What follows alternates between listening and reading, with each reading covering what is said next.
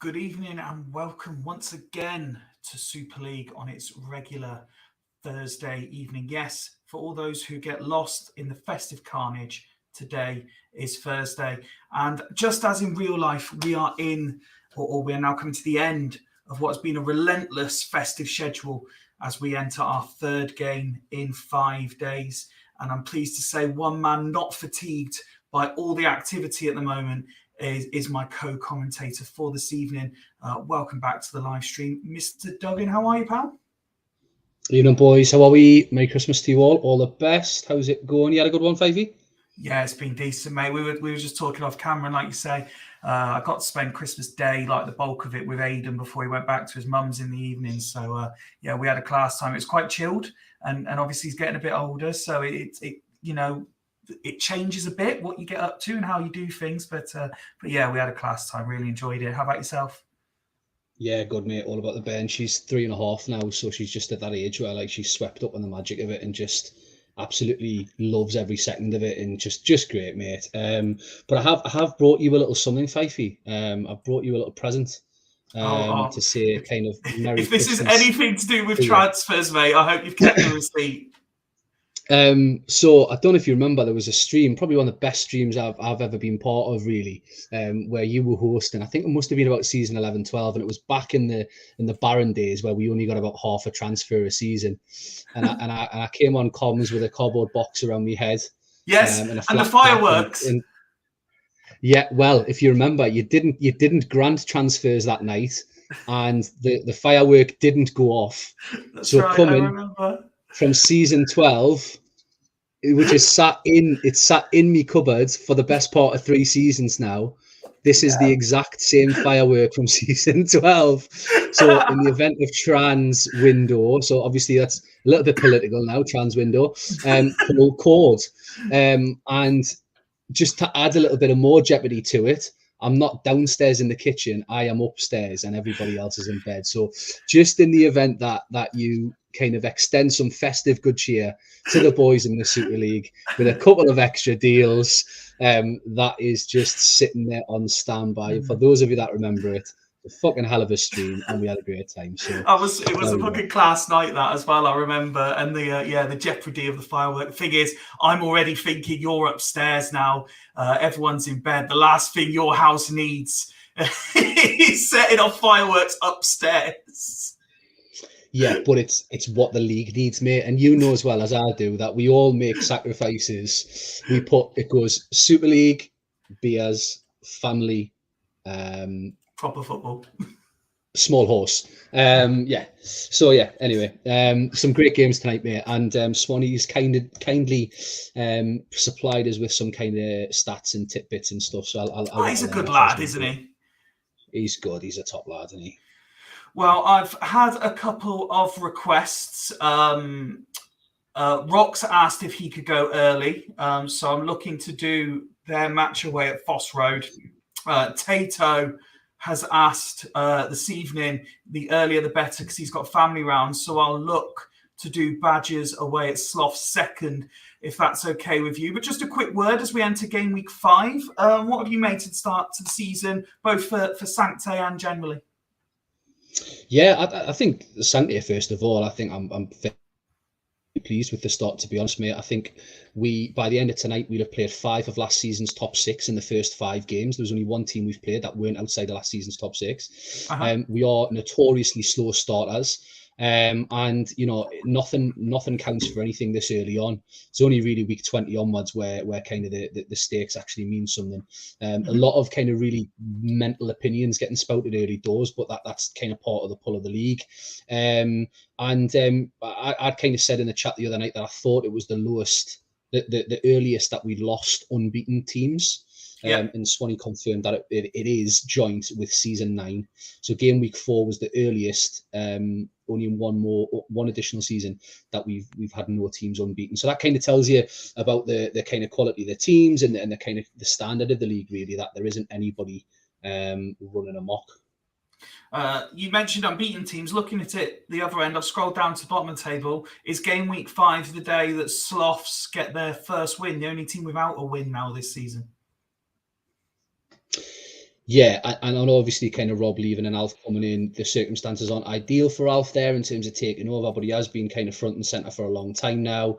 Alf is notoriously someone who kind of likes to tweak and alter and kind of mess about with formations and things. So unfortunately, I don't think the signs are good for Sloss this season. And you know, I think they could genuinely be the whipping boys this season, but Alf will try his best. Okay, well, let's jump straight in then. So game number 1 is definitely not that one. We wanted to go to Exiles. Both Rox and Smuts were threatening no goalkeepers. I had to intervene slightly and say, let's keep some sporting integrity in the league. So Rox has kept his one at the back with a goalkeeper formation. It is a slight tweak again on what they did last time. He's resorted back to 3 DMs, therefore losing his attacking midfielder away from home against what's likely to be an attacking-looking Foss Road. Probably a smart idea.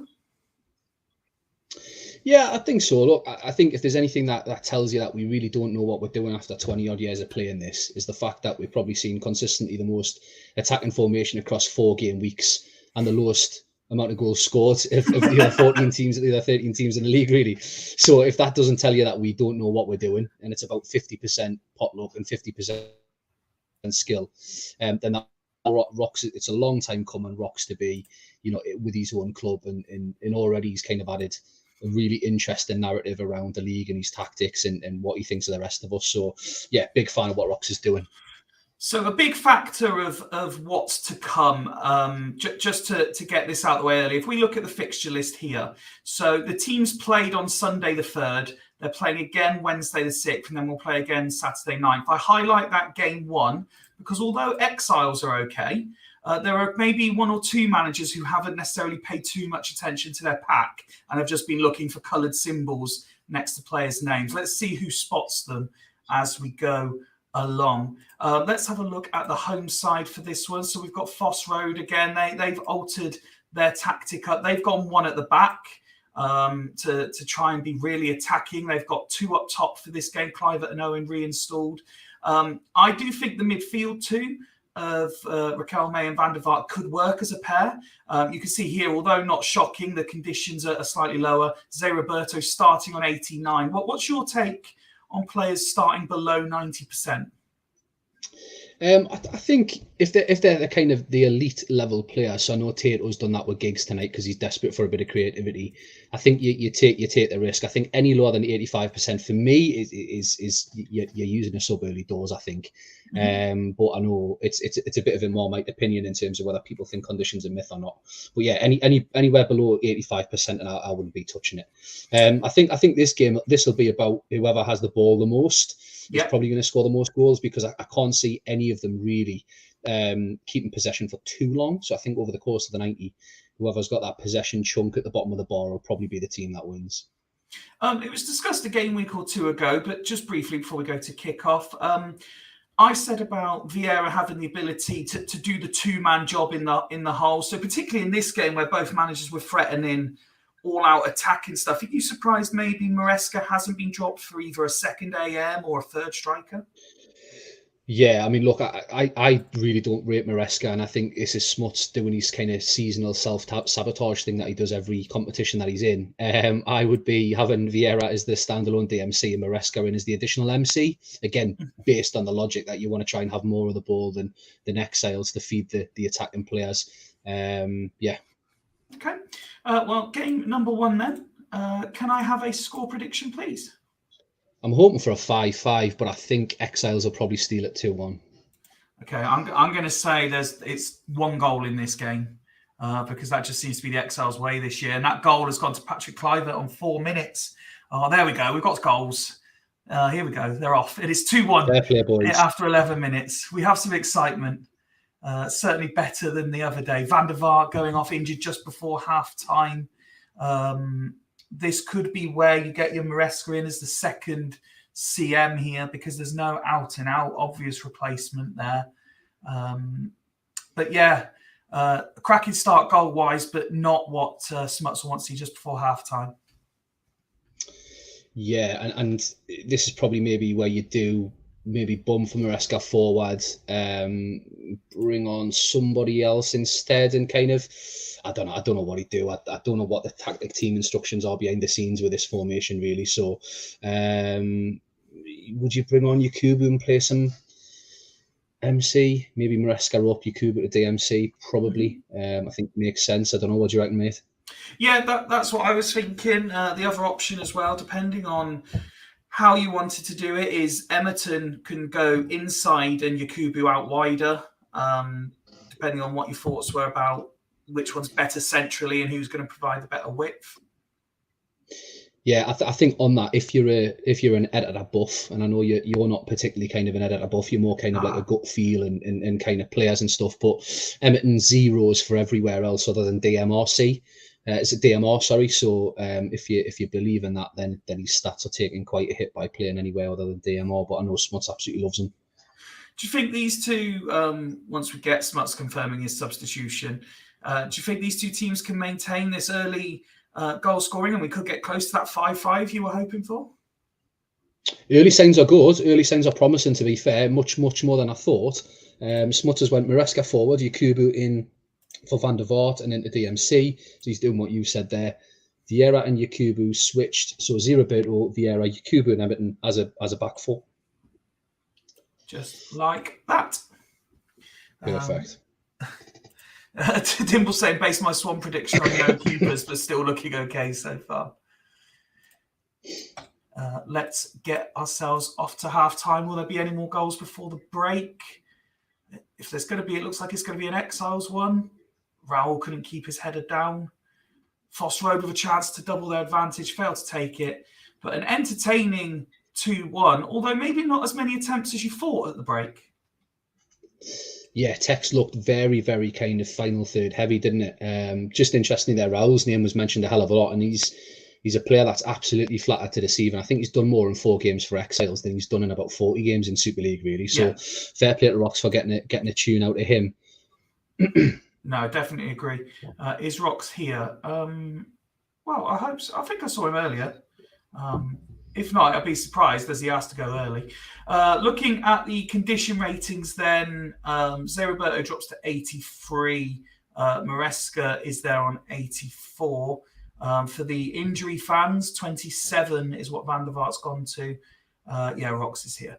Michael Owen, the only player, and Franca on a 6, excluding Yakubu, who hasn't been on the pitch very long. As for Exiles, no yellow cards to worry about. A couple of 6s dotted around. No conditional issues as such, although Sorin has dropped to 84. No, stop trying to bring the keepers out. Interestingly, Fyfie, while they just argue about whether they're going to do that or try to do that or whether you'll allow it, got a little stat for you, first stat of the night, first kind of Q&A stat of the night, please. Really. So obviously Sloths haven't got a win after 4 games, and only 3 teams have ever finished in the top 6 after having 0 wins after 4 games. So 3 teams. 2 are probably a bit obvious. 1 would be genuinely testing you as an anorak of the Super League. You'll get a point if you name the teams, and you'll get a point if you name the seasons. So to clarify, they've been bottom, or they haven't got a win in the first 4 and finished the season top. Finish the season in the top 6. So qualify for the playoffs after not having a win. Dragons There's only has 3 to of be them. one. There's only 3 of them. Dragons has to be one. Yeah. I would say the year after you got to the final. Interesting. Jens is saying Dragons times 4. Dragons are all 3. He's not far off. I would then also say there must have been a year that Burn were possibly down there and then raised up. I'm trying to think if I did it. So I would say two of them are post season 7. One of them is pre-season 7, and you've got one of the teams. Okay, so Dragons will be post 7. I'm going to say pre-7. So we got some of the old team names as well. I'm going to say maybe SLF. No. And it's in that mold, though. It is in that mold that, like, you know, the likes of you or Martin or Hopkins would probably know, but those of us who are kind of it's not going to be a Firkham. I doubt it would be a Stackington. I can't see it. Why would it not be a Firkham? Why would it not be a Firkham? They were very good consistently. It was Firkham. Wow, was it? Yeah, Dragons did it twice. So Dragons did it in season 12, which was the 10 on the spin, the 10 wins in a row. And then Dragons did it again in season 13. That was the season where we beat Fulchester on the last game of the season with Ryan at the helm to finish 6th. So we've got Vincente. Nice start, I like that. Vincente coming on for Sorin is confirmed. For Rocks, I'm guessing Smuts isn't doing anything because he's too busy playing your game. That's his ADHD, that, mate. Costanzo again, top game. Absolutely. Right, let's confirm that one. And then he's asking, like, he's the one who hasn't confirmed, like, no change, but he's asking me to hurry it along. To be honest, the only reason I came in there was because I thought there was going to be a fencing match over whether keepers were coming out or not. So apologies, Smuts, that was on me that night. No, he's still not said no change or as is. He can fuck right off. No, he's now said put my team on the screen. He's already had the chance with his team on the screen. He ignored it. Right, we've paused it on 68. There's been no additional goals here. The ratings have improved. Cooking at this time of night. Say Roberto dropping to 79, everyone else in the 80s. Apart from Hoffland, surprisingly, the one at the back player is maintaining good stamina, as is Vieira, who is on the yellow card. Both goals for Clivert. It's huge to get Clivert going early season, isn't it, if you're going to try and do anything with him? Yeah, I'm not a fan of his. I think it's well known. Let me down at Gazelles amongst 10 other players in the starting 11. But just interestingly though, I mean, this is again another game where Rox has only scored 1. You know, and he's not exactly fluid up top. So questions I think of this attacking promise that he's made. Well, he will caveat that by saying he never promised the most goals scored. He promised the most goal involvements. He's even let down on that, though, isn't he? Because he looks solid defensively. Because he's fucking boring, yeah. Smut saying, was my team on screen at any point? Yes, as the home team, your team is always on screen first, Smut. So you just weren't paying attention. We've got Rocks making alterations here. So we've got arrows on Santos and Cambiasso. Is it little arrows? I really like that midfield three of Exet. Well, four actually: Cambiasso, Tomazzi, Paulinho, Santos, and Veron. That is absolutely class. Not really don't rate his front three though. I think they're all a bit shit. Yeah, that he's had the issue with Anelka being out for 3 months. Yeah, that's a fair point. He's confirmed little hours. You can VAR it all you want, Smuts, but maybe you could actually, having already been on screen again, decide if you're doing anything instead of complaining. Do you know what? I wish I could deduct points, but that would involve people going in and editing shit, and we don't want any accusations here. So, but if I could, I would deduct it. Got no points to deduct.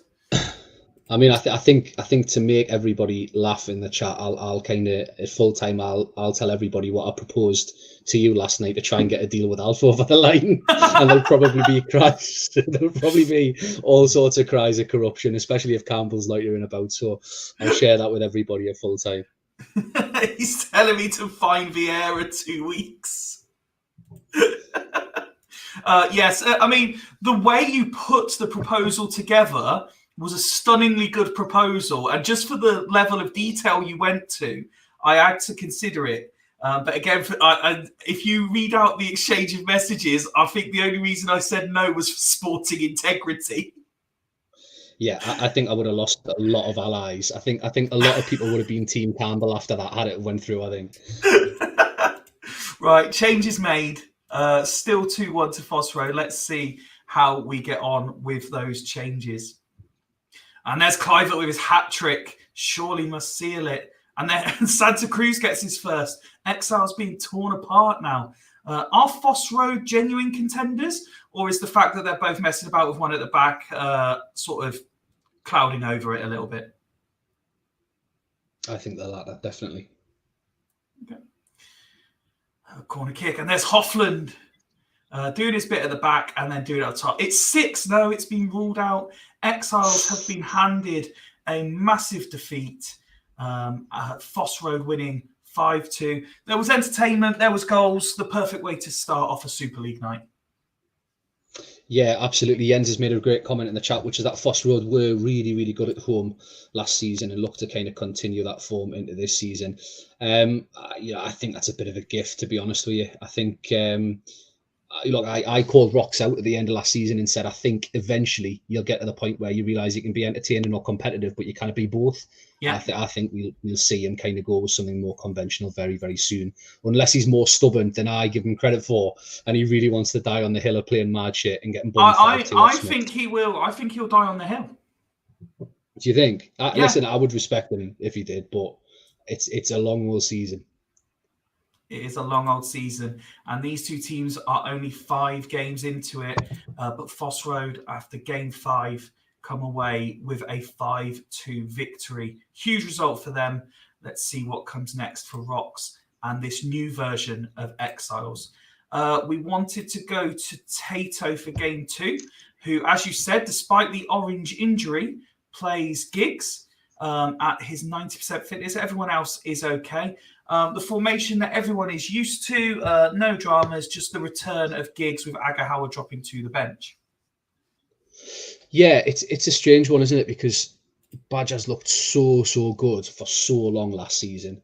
Hasn't changed much. If anything, has made the 11 stronger, particularly with that front two, who I absolutely think are class. But he's just struggling to create chances, really. And might not be too long until Tato kind of hits the reset button, which if you had said that pre-game week 1, you would have thought that this would have seen him through 26 game weeks. Giggs has got to turn up and he's got to supply the front two, really. But this is for me still with Klompé fit. When he is fit in this, it's the best 1 to 11 in the league for me. I know what you were saying in the first game about fitness and stuff, but when a player has an orange injury against him, are you reluctant to play him in case you aggravate it? And, if Giggs comes off after 20 minutes and is out for another month, it's not a risk worth taking. I mean, for anyone who's been watching the football tonight, obviously the West Ham player got injured in the warm-up. They've started him and he's gone off after about 20 minutes and it looks quite bad. Yeah, I don't do it. I think the only time I've regretted not doing it was against Burn, where I didn't play Inzaghi. He was out. But yeah, I don't like it. I think, you know, you might lose the one game, but you'll want him back for the next 7, 8, 9, 10. But I can absolutely see why Tato's done it, really. Sloths, they're still under Rob because of the quick turnaround in games and getting the Figo deal over the line. Figo not available to play, though, as he's on international duty. De Pedro's still away. So to let people know about the Australia games, we've got the games tonight. We've got the games that in-game are on Saturday the 9th, and then Australia play on Monday the 11th. Despite this, these two players remain in the first team. The big news tonight is that Ayala is on his way. A deal's been agreed with Sloths and Stackington. Ayala going to Stackington and Holland coming to Sloths. What do you make of that transfer deal? I don't rate Ayala. I've had him twice now, and he's a bit of a liability. However, he's a very, very reasonable backup centre half for Matty Holland, which I think is the deal. I kind of thought Alf might be on the move for a DMC, considering we were talking about one last night. And just for everybody to know, I don't know what the chat could go fucking wild at this and call me all sorts of bastards here, Fyfie. But I have 2 deals and Alf has no deals, and we were close to having a deal last night, and amidst the confusion, and I said to Fyfie, "Oh well, I'll just gift. It's Christmas. I'll gift Alf one of my deals and do a deal with him, so I lose 2." And rightfully so. Fyfie was like, "Absolutely not." Can you imagine the shouts that would come out? But listen, if there's one thing I like to chance my arm at, it's transfers. So that's why this bad boy is on standby. All right, literally dangling that carrot. Yeah, like a Super League tampon. Alf has called this a dedication to Rob. He's gone with 3 up top and Zidane starts. I mean, I'm looking at this thinking that if Robert sadly passes away, this would have him turning in his grave. Yeah, but look, Rob's peak Spartak Sloth sides were slides that Mike Savage says you wouldn't. That's why you're a good guy, Mike. Rob's Spartak Sloths team, kind of season 7 to 9, was always a team you looked at on paper and thought they're absolutely dog shit, bar 2 or 3, and they would score goals for fun. So the true testament to Rob will be if Alf scores 4 tonight with this 11, because that midfield 3.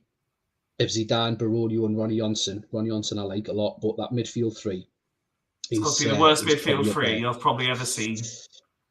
Yeah, it's up there with the worst, isn't it, really?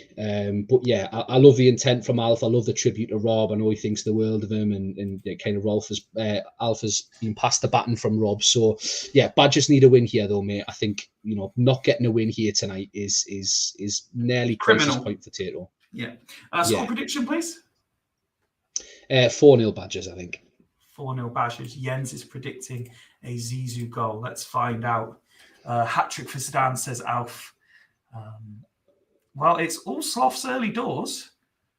The home side have come to play, that's for sure. Smith and Trezeguet scores his first of the season on 10 minutes to give the home side the lead. We have seen very little out of the Badgers in this opening 20 minutes. West goes in the book.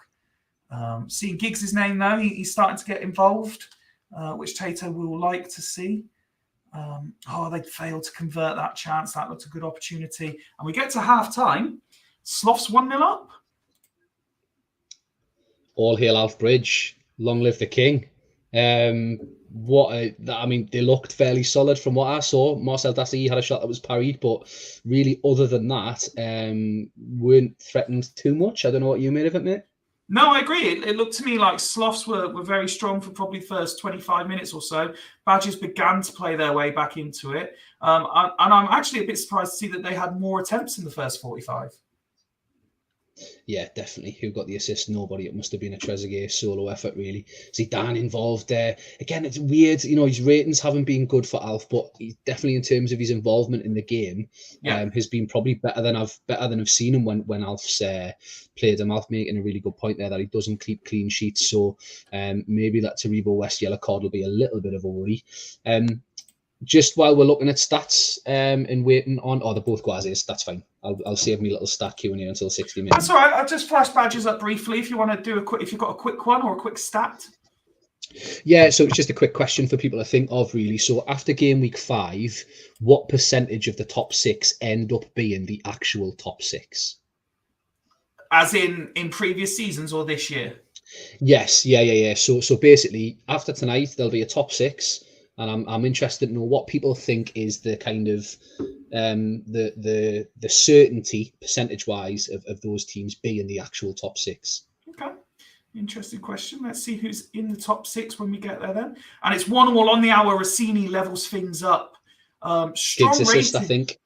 Strong ratings. We got 9s for West and the departing Ayala. Trezeguet on an 8 as well. Alephopoulos continuing to do well. Forgot to mention, Kivu makes the bench for the first time this season. He's been in the reserves the whole time.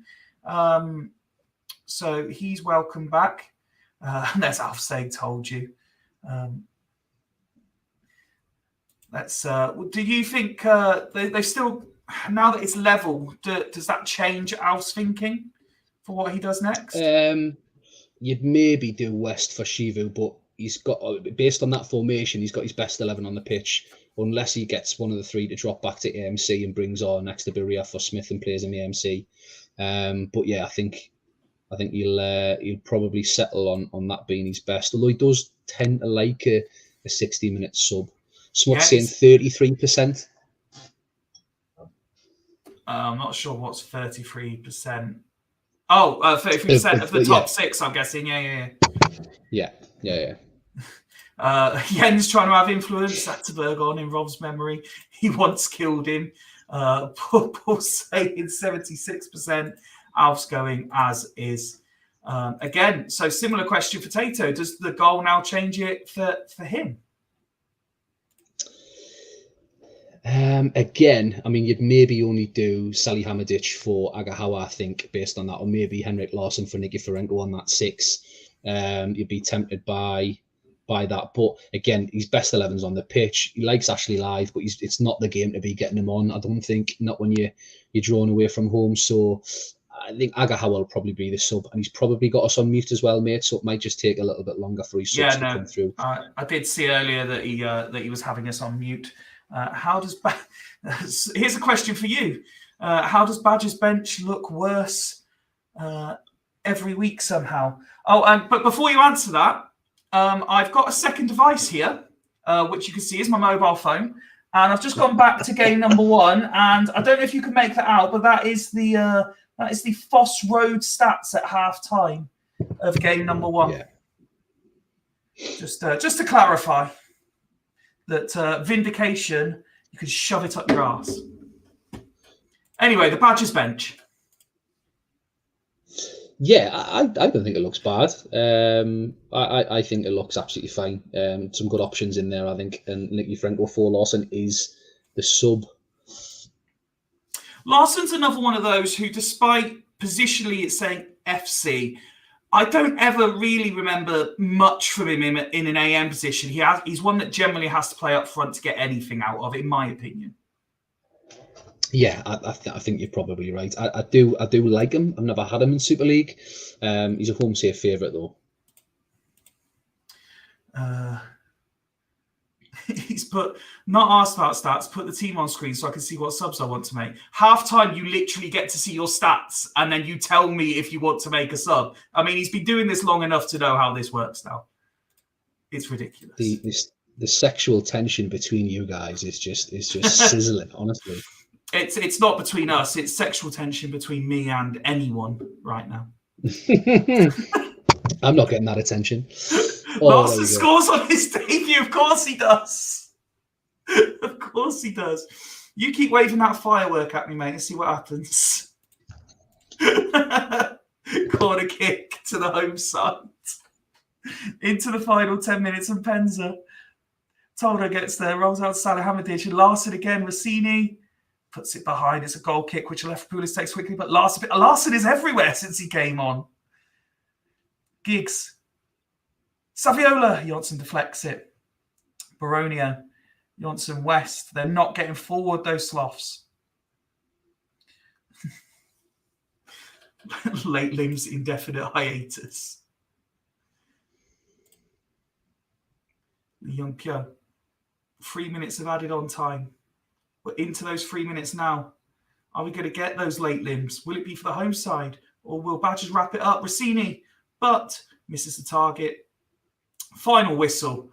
And I suppose in true dedication to Rob, he takes the lead and then loses the game. Yeah, and I think credit to Tato there. You know, like there's going to be times this season where teams are playing terribly and they have to get a big call right to get themselves back into the game. He's backed the 11 and brought the worst performing player off at the right time in the right position, and it's changed the game for him. So yeah, fair play to Tato. That's a big 3 points there, considering what the kind of vibe was around Badgers based on the last two performances. So yeah, that's a really fair point, Tato, mate. So unlucky, Alf. You'll go again next time. Absolutely will. Ryan Giggs coming back from injury with a man of the match performance. Yeah, again, big call, right? I think he assisted the goal to get them back into the game. Actually, that kind of Rossini header. They are a different side in the same way that Sancti are a different side with Ronaldinho or without, or Burn with or without Totti kind of thing. So every genuinely quality side needs that absolutely mercurial player, and Tato's got a lot of the big calls right tonight. So fair play. Absolutely. Go and enjoy your family time, Mr. Mourinho. Jens has asked to go next, so let me find Vikings on the list. So easy to produce this stuff when people are requesting to play their games. Vikings sit third after the opening few games and make their first change of the season with Sokoviak dropping to the bench and Nedved starting. Yeah. Dark horses, I think, based on where they were at last season compared to this season, but their performances have been really good. They were very unlucky against Haggis. They were the better side and got stung late on, having one disallowed. So, you know, even early on, this Vikings side are showing signs of being amongst that top four chase, really, providing they don't have too big of a wobble to kind of send Jens a bit loopy. But 67% of the top six after game week 5 end up being the actual top six, which I think is pretty damning, to be honest, mate, as a percentage. So yeah, again, that just kind of backs up how good Vikings have looked early doors. So 67%, which means 4 out of the top 6 will make it, generally speaking. There you go. One of the things Jens has been highlighting is the centre-back partnership for this season. And Lasisi and Ferdinand, individually good players statistically, not necessarily respected in the higher echelons of Super League centre-backs, but doing well for Vikings early doors this year. Yeah, I think those of us that have been around long enough know that with centre halves, it's not about names, it's about something just clicking, you know. So you think about some of the teams that have went on to win it, rarely have they had, you know, two absolute standout centre halves. I'm thinking of, you know, probably the Haggis side with Samuel and Cannavaro. You know, but it's about getting two centre halves that you like and that are consistent and that play well. It's not necessarily about the big names at the back, to be honest. No, completely agree. On saying that, big names at the back, Burn aren't short themselves with Thuram and Montero. Yeah, and you get into a bit of a what more can you say territory with Ian and Burn, season after season, year after year. They're up there. It produces a great first 11. Totti and MC is, if ever there was a player that deserved the kind of golden statue to be built, it would be Totti in MC for Northern Burn. You know, he's in there with the trend line of them winning titles. And I think there's very few players across the league that have that kind of status. And I remember when Edwards signed him probably about 5 or 6 seasons ago for the first time, and there was all this chat around whether, you know, he's good enough, he's not good enough as an MC, you wouldn't play him as an MC, you'd have him with a Diagaro.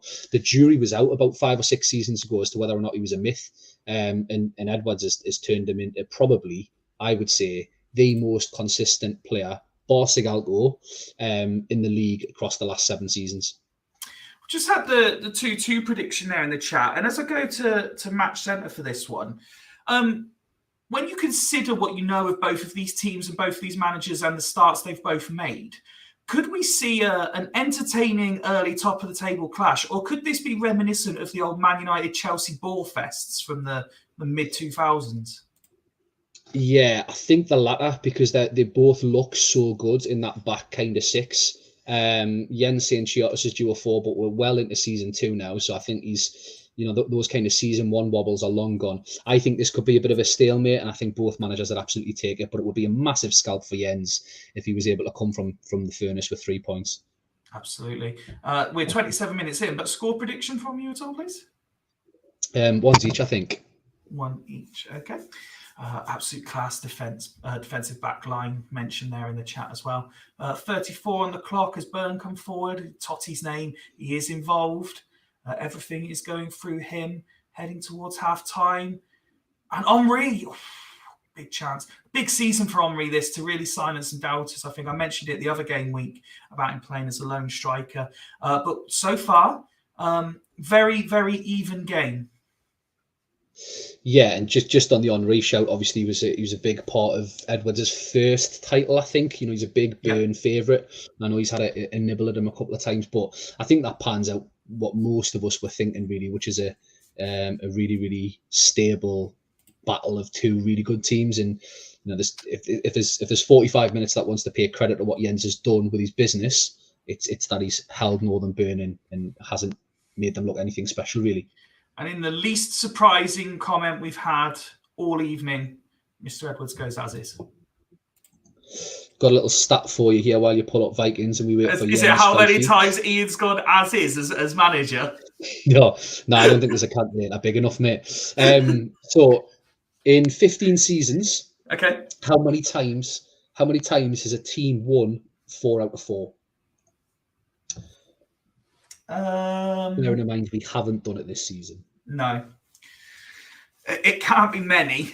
I'm going to say, so we're talking in 14 years, I'm going to say 4. Would you try and name them, do you think? Jens as is. Haggis, Byrne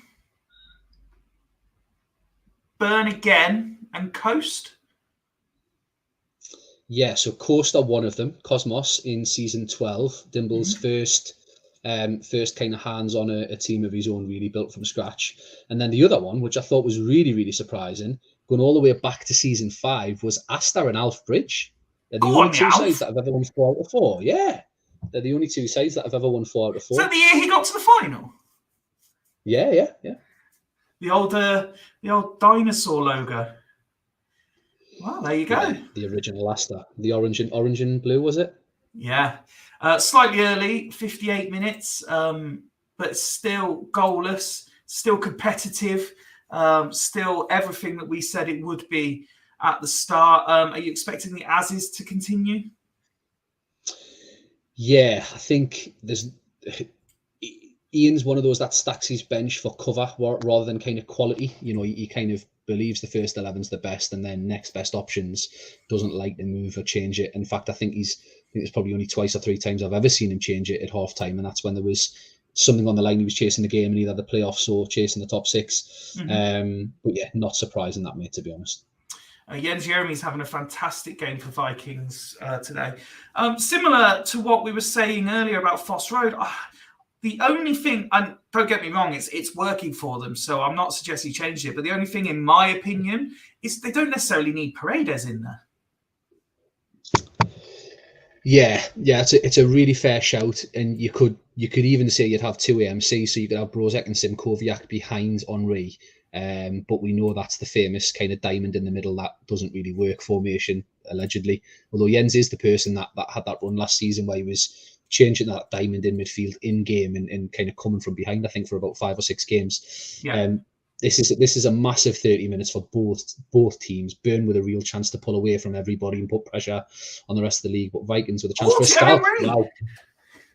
But I was just going to say that Burnley were building up ahead of steam as well, but Henry has picked it up and scored and given the away side something to hold on to now. This could be huge. Into the final 10 minutes. Have Burnley got an equaliser in them? Are Vikings going to get that scalp that you've been talking about throughout this game? 2 minutes being added on. Just the 2 minutes. Yeremies could be in trouble. Gets shown a yellow. Free kick to Burnley, which Ortega takes. Now Totti on the ball. He's turning sharply. Keenan Montero playing it amongst themselves. But Vikings retain possession now. And can they go on a counter to wrap it up? Nedved trying to make something happen. Yellow card handed out again. 88 now played. Burnley running out of time. Thuram! Scholes! Fiore! Oh, but they don't convert. One last chance maybe. Can Vikings keep the ball? No, they've lost it. Ortega, Candea. Yeremies gets it back though. And they're playing about in the defence with it. It's a throw into Burnley. There's the final whistle. And you mentioned it a couple of times, but Vikings get the scalp. They have come to play this year. That's a mark I laid down to the rest of the league by Jens.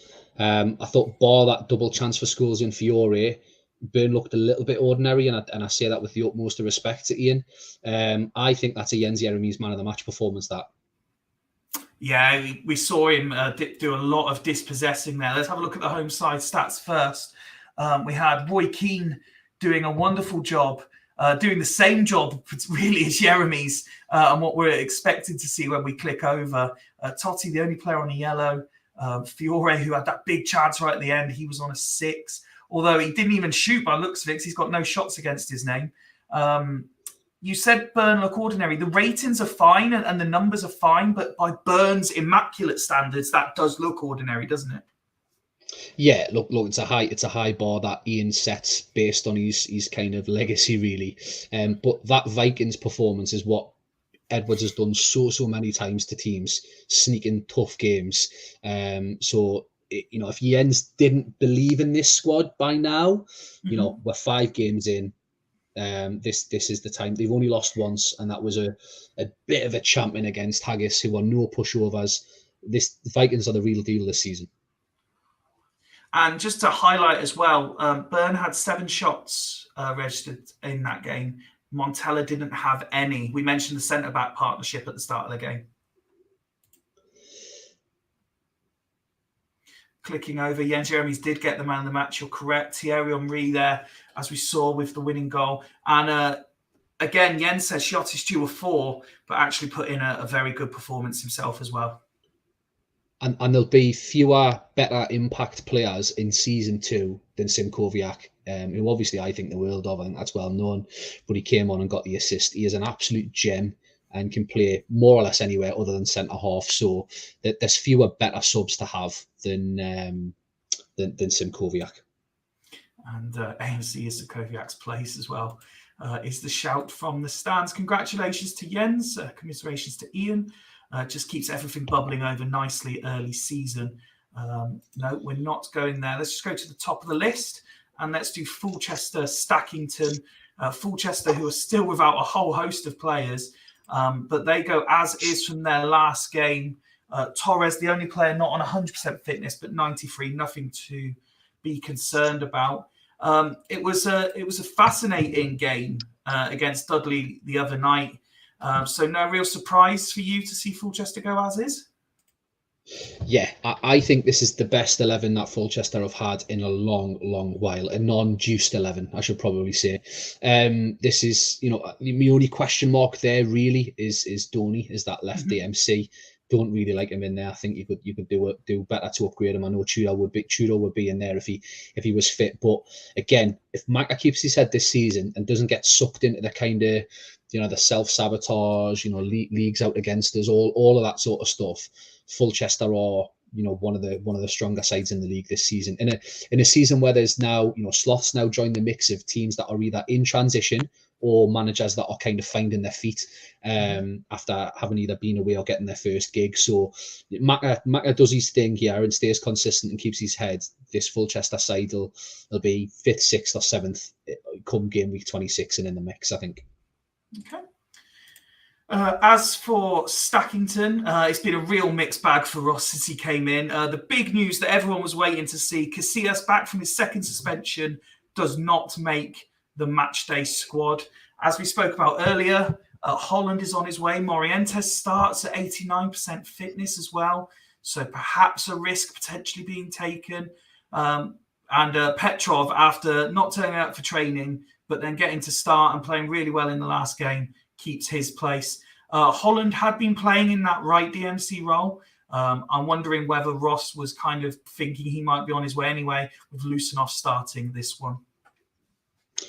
Yeah, I think probably the first thing that I kind of should give Ross credit for is he's had a lot of us lot who have been around for a long while kind of being foretellers of doom, saying, you know, he's going to learn lessons, and I still think that's the case. Yeah. But he's kind of not allowed that to get to him. Haven't seen him nibble at anyone. No. Haven't seen him kind of do what anybody thought he should be doing. I do think the lesson he's learned really early on is dropping arrows, you know, really putting your arrows in the right places and not having the 6 or 7 arrows that he had in the first game, or 5 or 6 really. This is a really strong formation, I think, especially with Amoroso and Morientes up top. DML's probably where you'd be looking to upgrade, although I know you kind of probably would like Killy Gonzalez in there. You think he's kind of creative down that left-hand side. I do rate him, but I also rate Coco. I think given an extended run of games, he could be very good there. Yeah, and I think Sammy Hoopy has an absolute beast at the back for him. If he's genuinely shipping out Casillas, I'll have him for whatever he wants. Really, I really rate him, and I think we've been in the game too long enough to know that anybody can be hit with a goalkeeper hand grenade at any point, and there's fuck all you can do about it, really. Yeah, no, absolutely. Score prediction then, please, for this game. Really like what Ross is doing, but I think Fulchester will kind of keep the momentum going here with a solid 2-1 win. Okay. Well, they've wasted no time at all with Ronaldo scoring in 2 minutes to give the home side the lead. Jens saying Ashley Cole was good for me. What happened to him? He's been injured for the last few game weeks. He's slowly coming back to fitness. And I don't know if he'll make the next game, but should be back maybe the fixture after that. Half an hour now played, still 1-0 to the home side. They look like they've had the better of it, in my opinion. Ronaldo misses a golden opportunity there, but it still looks like they're more likely to get a second. As I say, that's Stackington then start to play and Fred a few passes themselves. But we get to half time, 1-0 Fulchester, and a lightning start for them. Yeah, and really, really dominant. I think the signs, the positive signs were there when you seen what they did to Dudley the other day in terms of creating so much by half time. Macca will probably be a little bit disappointed he's not 2-0 up. But interestingly, he was kind of talking about potentially cashing in on Ronaldo the other night.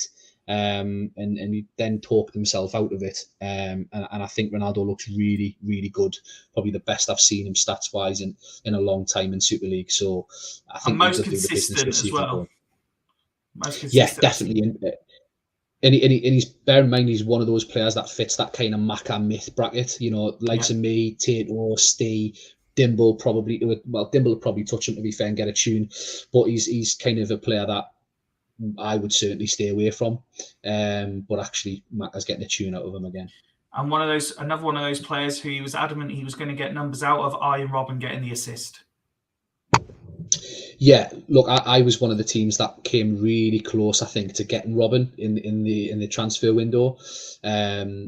It was very nearly shook on, but Macca kind of held his nerve and decided to keep him, and I think it was absolutely the right decision, and he's proven his manager right there.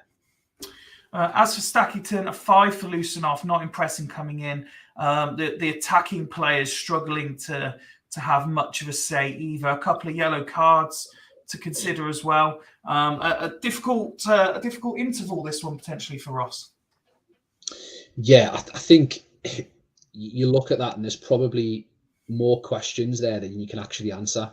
You know, Lusenhoff's on a 5 as the second DMC, but you haven't really got a quality DMC to come in and swap for him.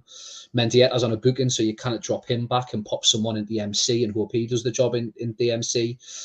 Petrov again's the other one, so you've got one on a 5 and one on a booking, and then Simic, who's been pretty solid for him, is on a 6 in a booking. So maybe see Ross for the first time do something a little bit innovative here, because the stats wise and player ratings wise don't really inspire much confidence that if he sticks as is, he's going to turn it around. But he's only 1-0 down. Absolutely. While we wait for that decision to be made, have you got a stat question ready for us at all? Yeah, let's see what we've got from the Swan Dog. So of what percentage do teams in the bottom two after 5 games stay in the bottom two for the rest of the season? I So think we have that's the top actually 6 quite percentage. low.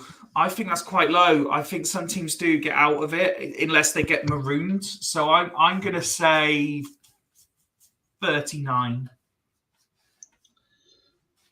Interesting to see what the chat makes of that. So I think generally the consensus board, David, was that people thought it was a lower amount of teams that ended up in the top 6, and you're going for 39. So we'll see. Well, there's Ronaldo with the second.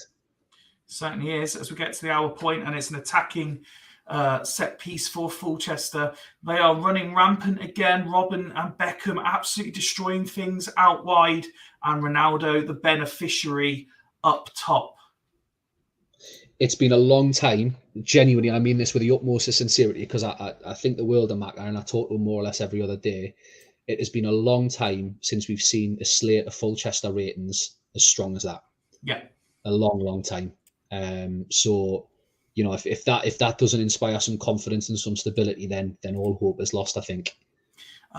Very similar, I would say, to what you were saying in the last game for Vikings. This backing up what happened the other night, I think this could be the one that really says to Macca, I could do something here. Yeah, definitely. And clean sheets at home are, for me, the best indication that you're onto something, because you'll absolutely score 90% of your games at home. And if you manage to keep a clean sheet in at least, 1 in every 2, then that home record. We saw Fyfie Road do it last season. As kind of mad as smut is with formations and stuff, that home form was based on, scoring 1 or 2 and being good at the back on the other side. Same with Tato, his home form.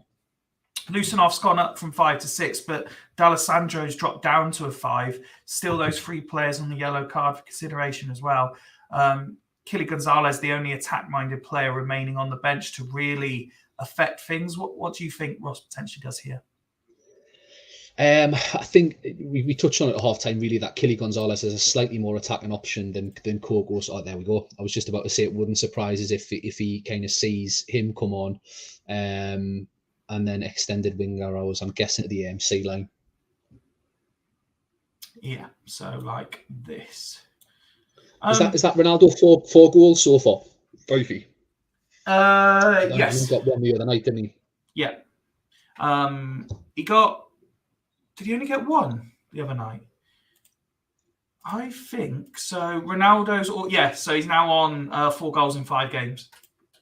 I mean, he's got to be top scorer in the league at this point. Maybe not with Clivert's hat-trick, but mad shit aside, Ronaldo's going to be top of the scoring charts after 5 games. I was just going to ask about my friend and yours, Kieran Dyer.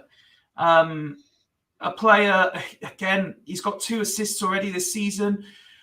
Is he now becoming that player whoever he plays for, he's just dependable?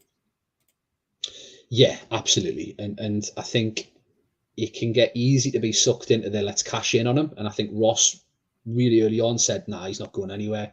And I think that was absolutely the right shout. But you probably think, and I know we've been in this position in the past, I always think you're looking at 2 windows at least when you inherit a side to get a side that you feel is good.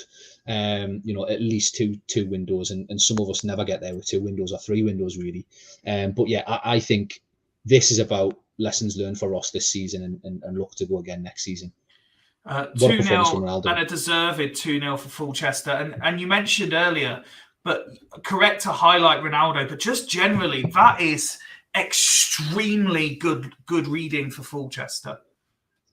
That, if I was reading Macca's tea leaves, right, that the omens of a good Fulchester season are wingers who are assisting and big lumps up top that are taking their chances and high numbers of tackling and headers from their centre halves. That performance there is the closest we've got to Macca ball in about 4.5, 5 seasons. Yeah, no, absolutely. And there's Dimble saying right decision on R9 Macca. He certainly could be a a contender if he can maintain this form.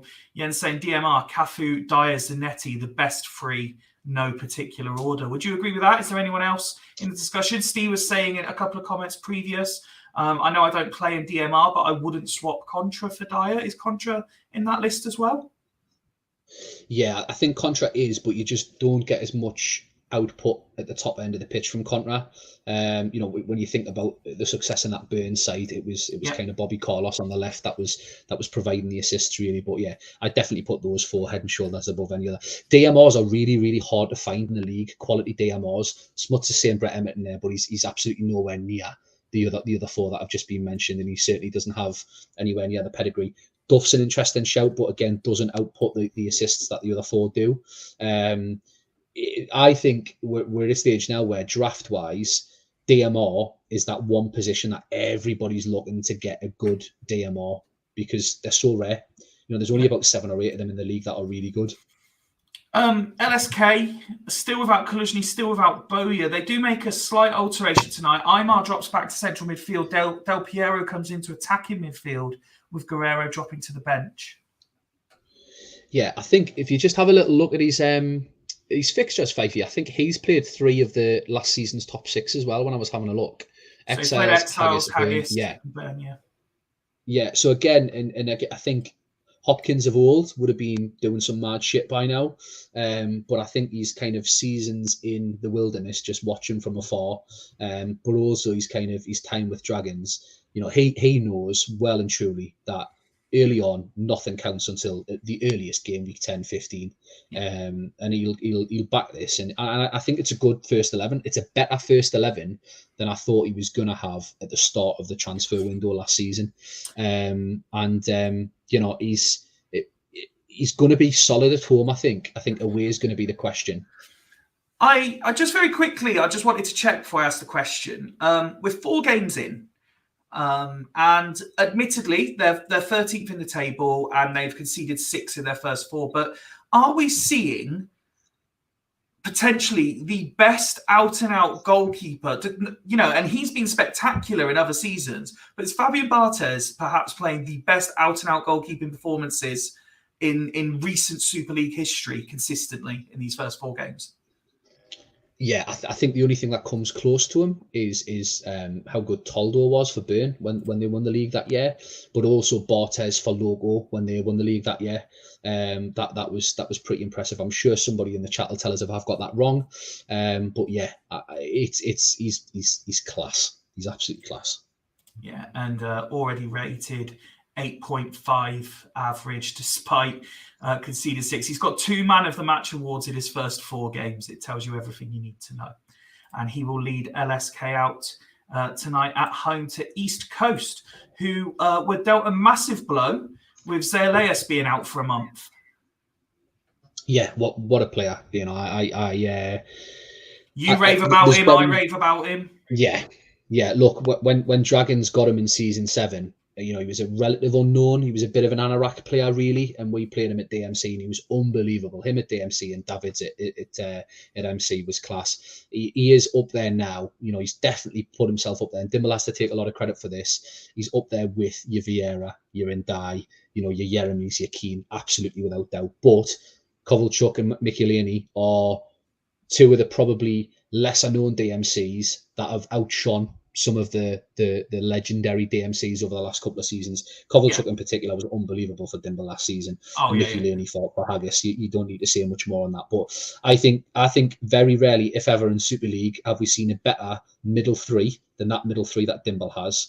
And I said at the start of the season before they went and pumped me 3-0 that I'm not wholly convinced on his front 3. But if there's ever a man to build a system to get the best out of them relative to their actual ability, then Dimble's your guy, really. Well, of that front 3, Hussein's picked up a slight knock as well. Shearer remains on the bench with Viduka coming straight back in, but we've both been around long enough to know that with Shevchenko and Viduka, there's certainly goals potentially in that front line. And when you've got Kuehl, Ferguson, and Zanetti supplying them, then absolutely, Score prediction, please. Two of your best mates in the Super League going head to head. Yeah, I think Los Santos could be good value for a draw here. I'm going to go 1s each. Okay, one each. Smut suggesting keepers and DMR are the easiest positions to get right. Not if you get a bum draw, I don't think. Some early coast pressure. But now Tristan goes forward and Aymar with a free kick. Kuhl now on the ball. It's been a bit end to end. Not suggested they've created the chances, but both attacking units have been involved in the opening half an hour. Yellow card for Didier Gat. Gavelchuk on the ball. Del Piero now for the other side. Tristan winning free kicks left, right, and centre, it seems, at the moment. Paducah offside. And are we going to get a goal before the whistle? No is the answer to that final question. But both sides very much involved. Yeah, LSK well in the game on the basis of the commentary there, Fyfie. I think Hopkins will be pleased with that, and that East Coast team, I reckon, were having to put a fair few tackles in there. Tristan certainly looked as though he got fouled more than a few times, really. He certainly did. The free attempts fall into the players that Jamie would want them to, with Tristan, Del Piero, and Pizarro all trying their luck. No real fitness concerns. Performance-wise, it's decent. He just needs that little bit more, I think. But against a solid Coast team, they're not bad ratings at the interval at all. As for Coast, quite similar, although a few more sixes dotted about the 11. Yeah, I haven't really, obviously because of the festive period and stuff, I haven't really spoke to Dimble that much. But I'd be really interested to know what he makes of his start. Obviously, everybody sets the pedestal quite high for him. But yeah, I'd be interested to know what he makes of his start, really. But look, it's 0-0 half time. If there's anybody that's ever going to sneak a 1-0, then it's Dimble, probably with a Mark Viduka header from a Harry Kuehl assist. Jamie resorting back to the usual at half time. Del Piero coming off, Aymar moving forward, Guerrero into centre midfield. Yeah, just a little halftime stat for you as well, and in the chat, just for people to ponder on. So 15 seasons, where does this season rate in terms of lowest scoring start to a season after 4 games? We've had a couple of big results, but you look at the other night, we had 3 0-0s in a row. So I'm going to say out of the 15 seasons, this is probably around about 7-8. It's the lowest scoring ever. Is it really? Yeah. Wow. So an average of 2.25 goals per game. No season has had a worse goals per game after 4 games than this season. But I don't know if you remember that there's like a cross tab that Swanee produces with the seasons and the number of goals. Starts off in the greens with shitloads, and then from season 1 to 14 it almost goes from green like all the way to red. So there is something in the fact that like the standard of the Super League is higher, and the formations are certainly less, I'd say, less volatile, more stable. Probably this season tells you that after 4 games we've got nobody that's unbeaten, and it's the lowest scoring season ever. There's something in there around kind of reading the standard I don't know, open interpretation in it. Halfsay and Sloths have let in most of them. We've got Vasilia coming on for Tristan in the only change for LSK at the hour point. As for East Coast, Smut's saying not wib-wobbing will help that as well. Yeah, definitely. That's a really good point, mate, to be fair. And then you consider this year hasn't got teams like me getting dicked like 14-1 in the first game as well. Yeah, but you were always good value for that sort of stuff. Beat 3-0 one week and then win 4-1 the next week. That was kind of always your devil's kind of way, really. Jens also throwing in juiced up Vieri scored more than this season alone. Do you know what? Honestly, in all seriousness, right? There's times when I think back on that whole thing and just laugh out loud at how absolutely absurd it all was. Honestly, I should write a memoir. I should write a memoir based on the 6 days between me and Horse having a hunch, Horse doing the initial investigation, we uncover it, and then one by one, we share it with Steerco to then each of them do their own investigation before then confronting them and then putting it to the rest of the league on the video call. I think like 6 days in Super League would be a class memoir of that entire period. And I think I've still got all of the WhatsApps as well. I may fucking do that, you know. I'd love to see it played out. Well, you mentioned about how good this season is for goal scoring, and while you were chatting, this game played out to a 0-0. You said it could be 1-1, so you got the outcome correct. Yeah, solid point for Hopkins. I think he was talking to him yesterday. I think that was a really entertaining 0-0, and Hopkins will take that as an indication of the fact that he is competitive this season. Barthez man of the match again, are we thinking? Yes, he has as well. Yeah. Yeah. Campbell were on last night.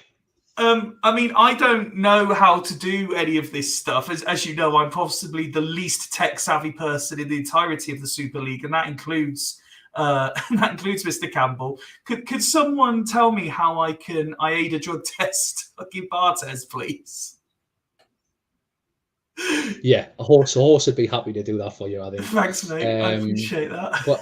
But I think he's always been at LSK, hasn't he? He's not moved anywhere. So, yeah. Steve makes a really, really good point that Coast's keeper saved more but didn't get man of the match. Smuts wants to know who plays each character in the movie. Who plays each character in the movie? Fucking hell, yeah. I don't know. That's a big question. I mean, you've got to be played by Stephen Graham, surely. Do you think? Yeah. Yeah. I think he'd play a class Duggan. Do you think? Yeah. Good. I like that. I think I'll take that and run with that, mate. That's probably the best compliment I'll have in 2023, and there's only 3 days left. Yeah. I'm genuinely tempted. I'm genuinely tempted to do a 6 days in Super League with the WhatsApps. I think that would be fucking class, and maybe say to people, if you want to download it, it's like £2 to charity or something. Yeah, no, definitely. But to be fair, you mentioned the comment, Fyfie also getting a 9 rating, so it's just a battle of two excellent goalkeepers tonight. Yeah, and again, Dimble's been around the league long enough to go around the league. That's a really good shout. Around the league long enough to know that an away point is an away point. Who would play Ryan? Don't know who's the fella that plays Walter White's like brother-in-law in Breaking Bad. He would be a good shout for Ryan, I think. I never watched it. Sorry, I can't help there. Yeah. But while you consider who else could play all the main characters in the 6 Days of Super League biopic that is coming soon to a download near you, let's get on to the penultimate game. Dudley Hill hosting Stanley. Stanley start the night in 5th.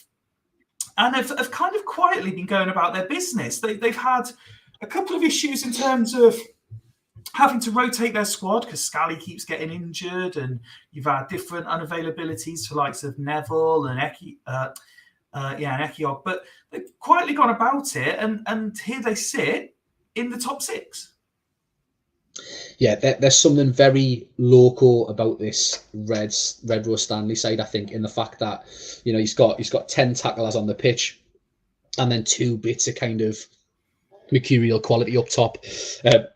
He's doing better than he's doing. I'm just laughing at all the shouts coming in. Basically, what's said? Just name horrible ball cunts, and you'll not be further of the mark. I think that's a little bit harsh, Smuts. But yeah, 10 tacklers and Sigalko up top really, which Savage is doing better than I thought he would be doing. And again, as we've seen from the stats, the trend lines after game week 4-5 tend to carry in about 3/4 of instances. So let me just go back to that bottom 2 stat, mate. So yeah, it's 57%. So wow. in more or less one out of every 2 seasons, so about half of the seasons, the bottom 2 has been the bottom 2. And you'd probably say that, Dragons aside, that would probably be a hell of a lot higher if we didn't do what we've done. Absolutely.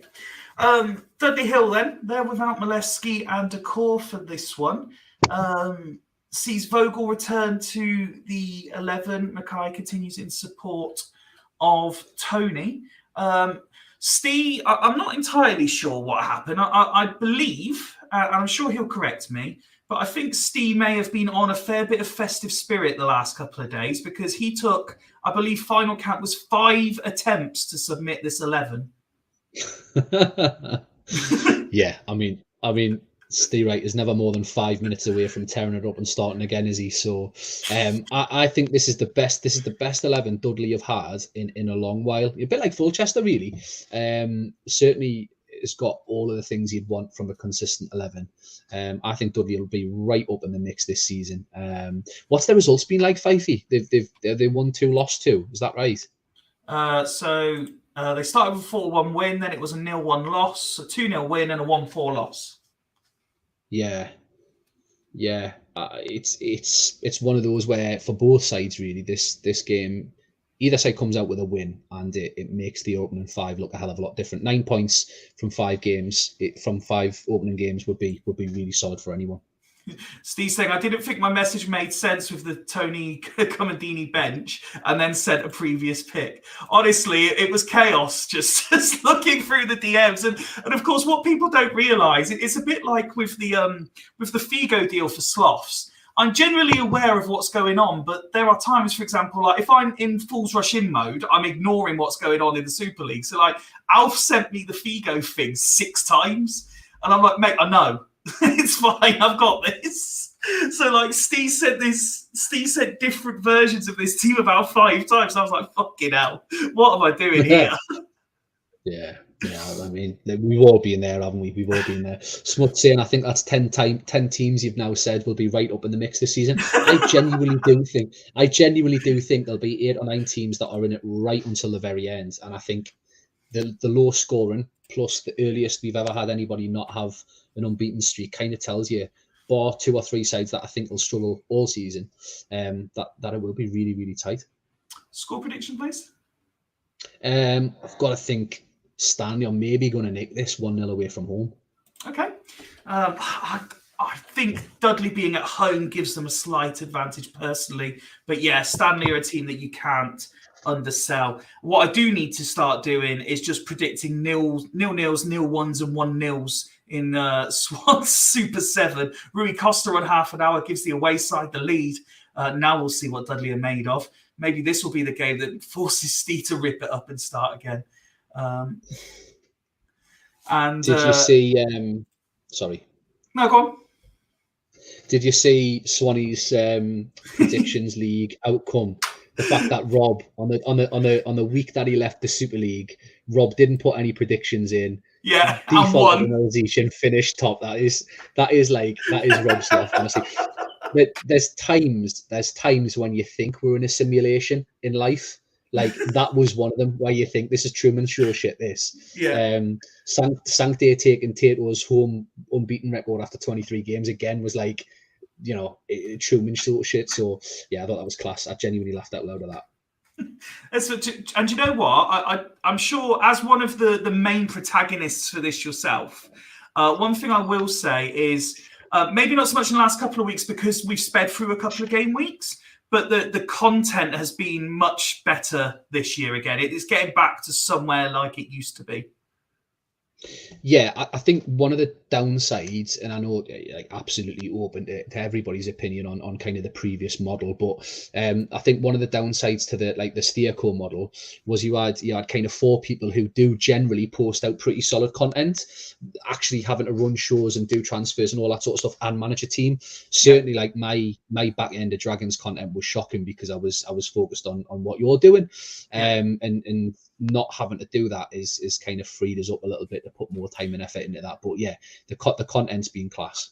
Mate, I completely agree. I mean, it goes without saying there were a number of people who, when everything that happened, and I made the decisions on what we were doing this year, said that I shouldn't give up Exiles. And I said, look, for me, I can't do both. I said, if I want Super League to grow in the way I want it to grow, I have to focus on it. I can't sort of half-ass do that and half-ass do Exiles. It's got to be one or the other.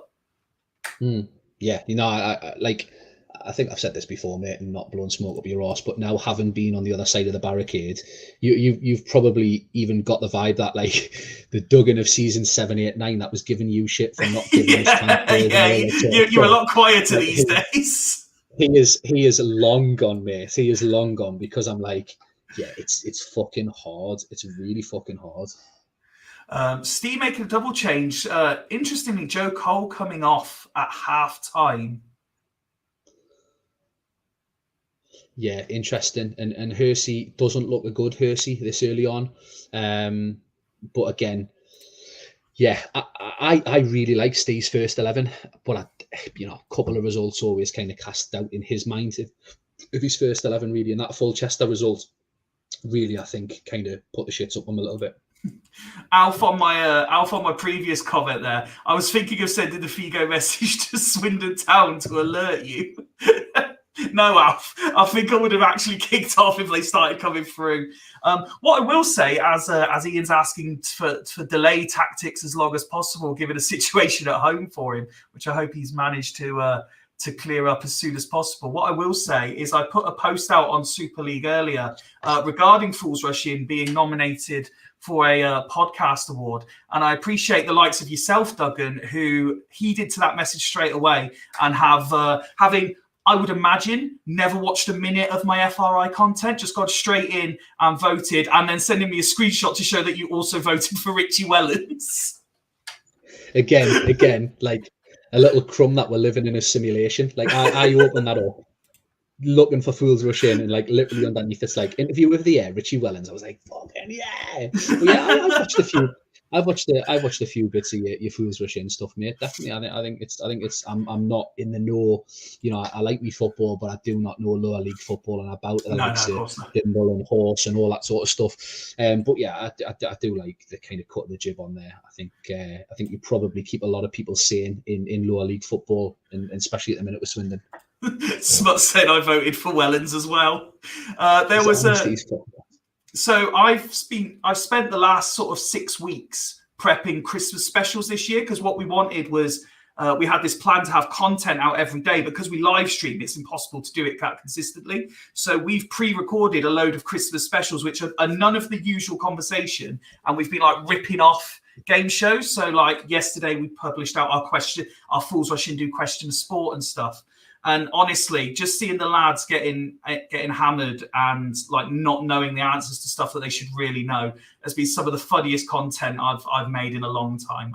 I just sit here with my little bottle of water and host it, and just seeing them getting shit wrong is some of the funniest thing. Honestly, if you've ever wanted to know how I imagine a Super League version of that would do, on New Year's Eve we released what we've inadvertently called Fat Fyfie's Big Quiz of the Year, so not to to copyright the Jimmy Carr stuff.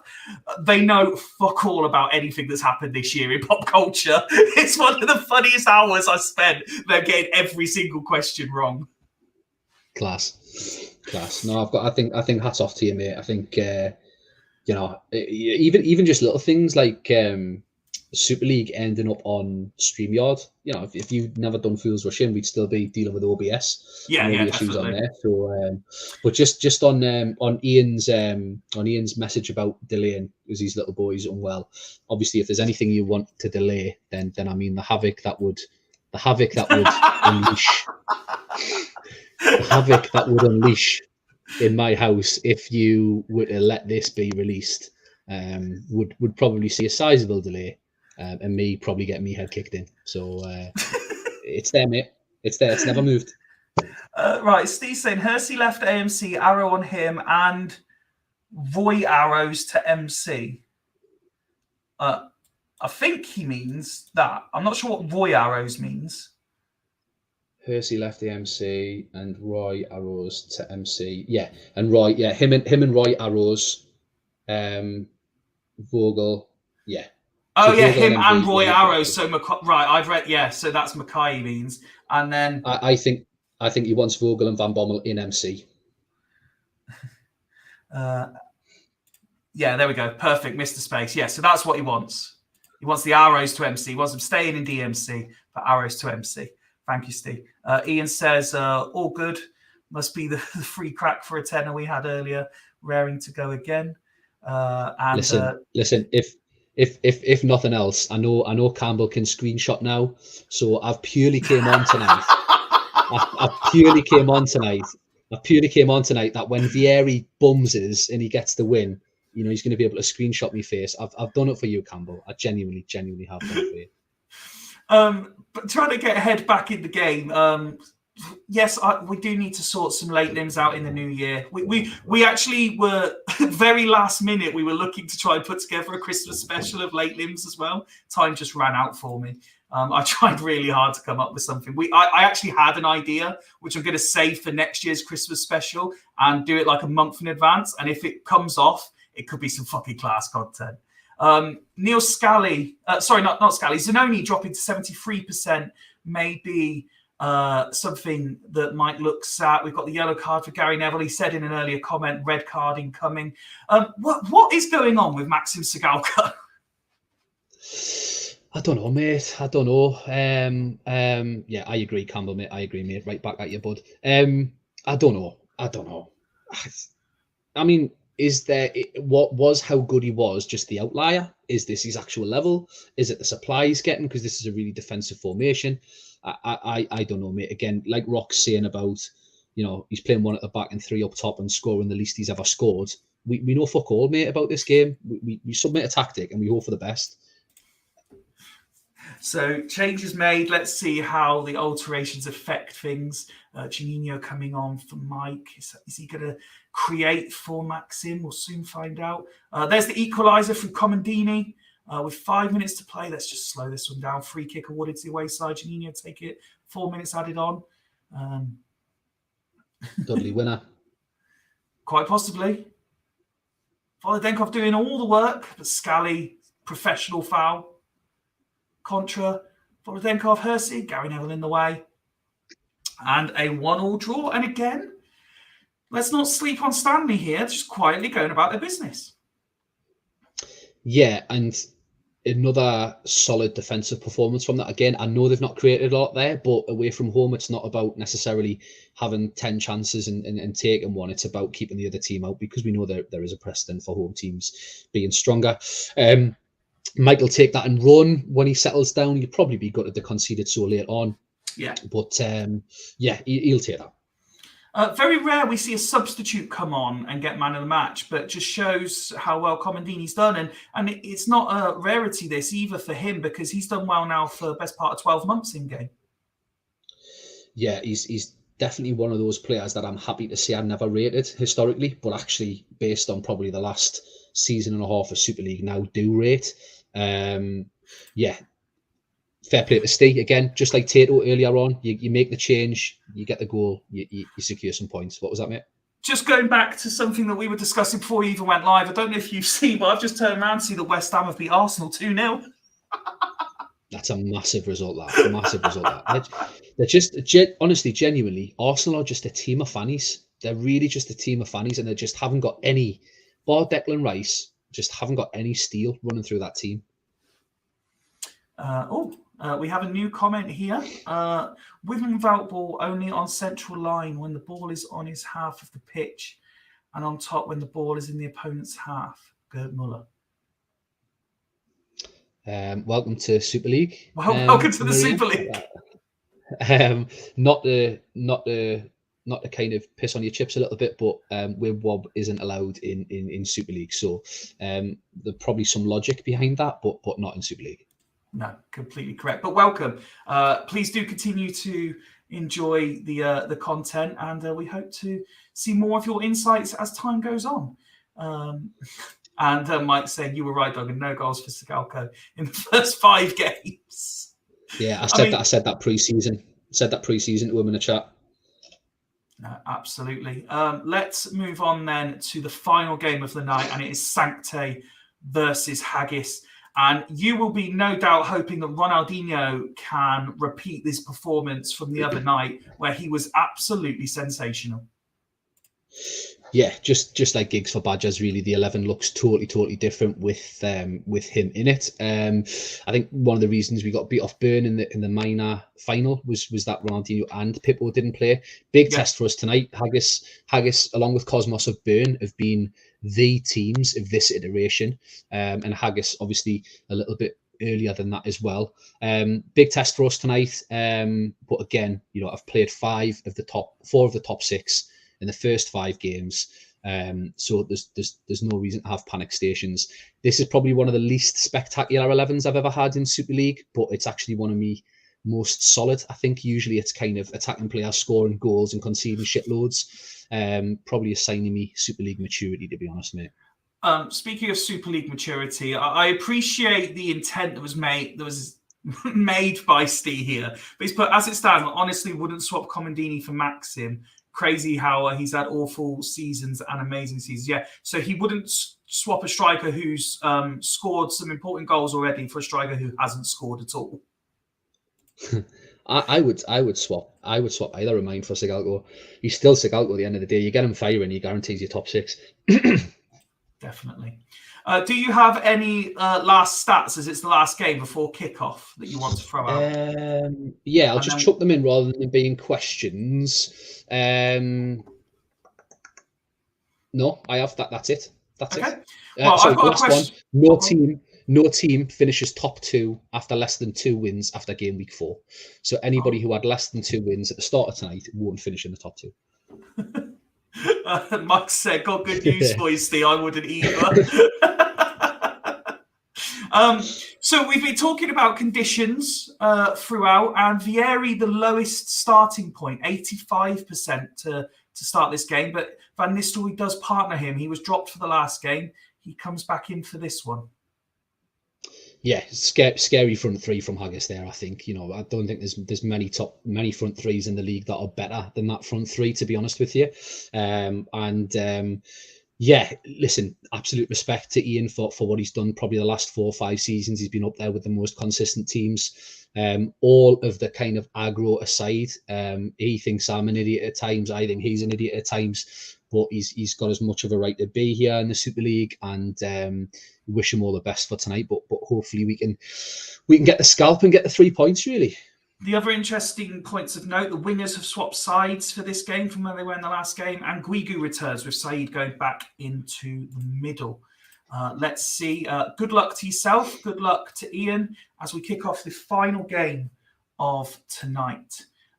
First 10 minutes, absolutely nothing happens. Inzaghi has the first opportunity of the game. Khan makes the first real save of the game.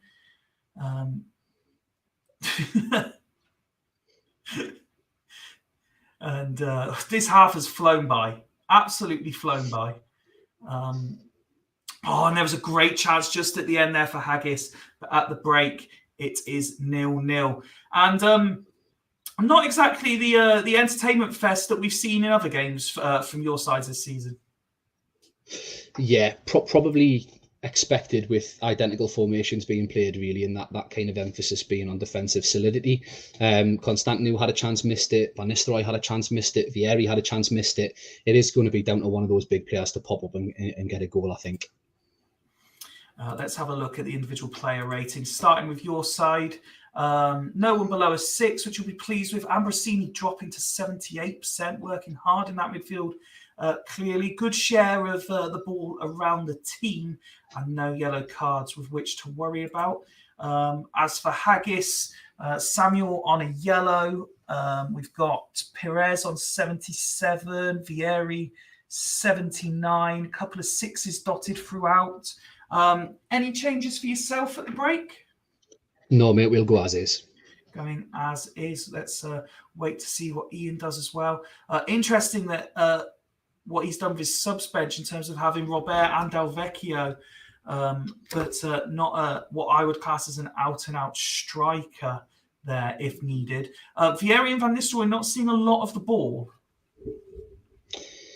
Yeah, it was similar for Constantinu and Inzaghi, really. Yeah, just tackles all over the pitch, I think. And it probably will be about, I think, a mistake maybe from one of those centre-halves, I think. So, yeah, both holding with nerve and hoping to sneak the first goal of the game.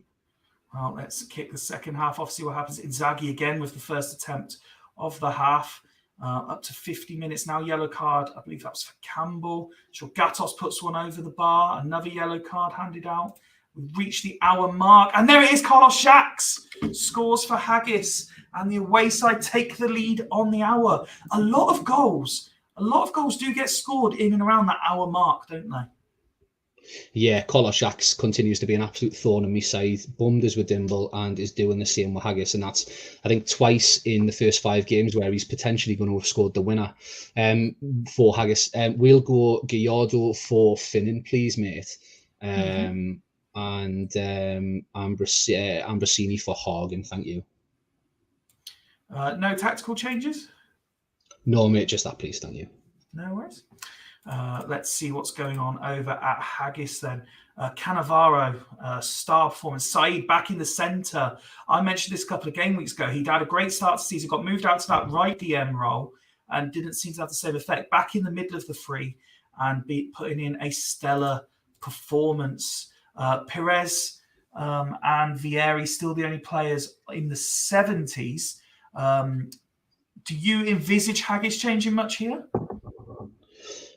Probably not. Maybe Robert for one of the wingers, I think. But other than that, they look ratings don't look great, but they're 1-0 up with 30 minutes to play. So yeah. So we are swapping Perez and Vatalina, and then Robert coming on for Vatalina. So just a change with the wingers. Found out earlier today that Steve Finnan ran someone over in 2005. That's not Steve Finnan. That's not Steve Finnan. No way. Absolutely not. I'm calling bullshit on that. I was going to say, we got a call of bullshit from the... There is a footballer that did it, but it's not Stephen Finnan. No way.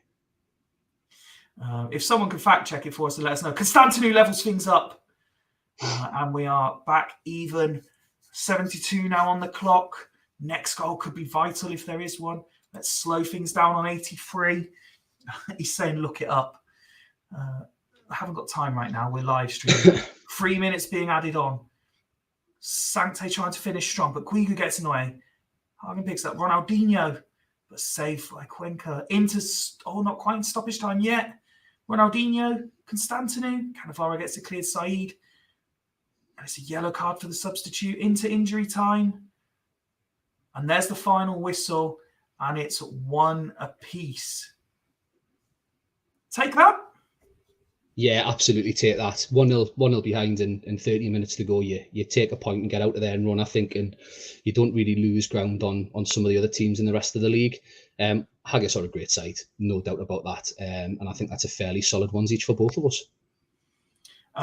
Looking now at the player ratings, a couple of yellow cards handed out, but yeah, decent performance, I would say, on first inspection for your side. Plenty of ball retention, everyone getting involved, good ratings throughout.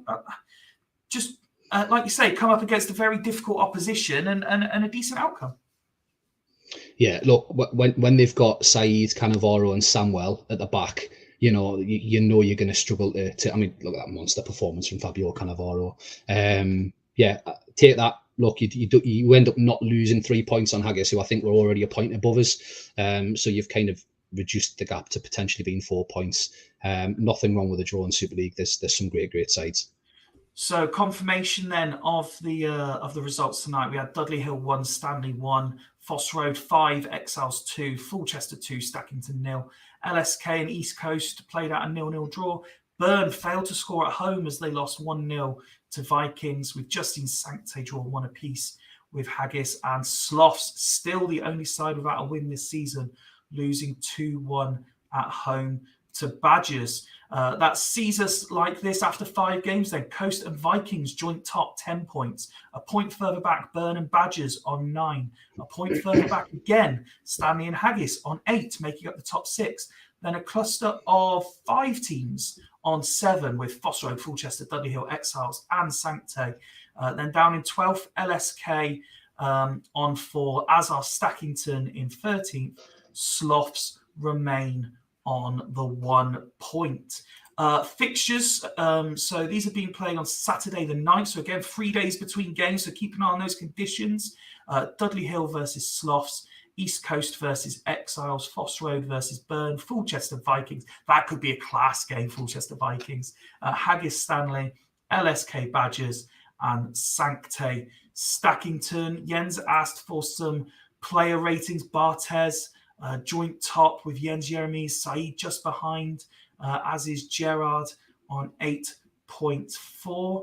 The early goal scorers, Ronaldo and Henry top the charts, 4 apiece. Assists, Joe Cole and Contra remain on 3. Are we in danger of any bans yet? Vieira getting close for Foss Road.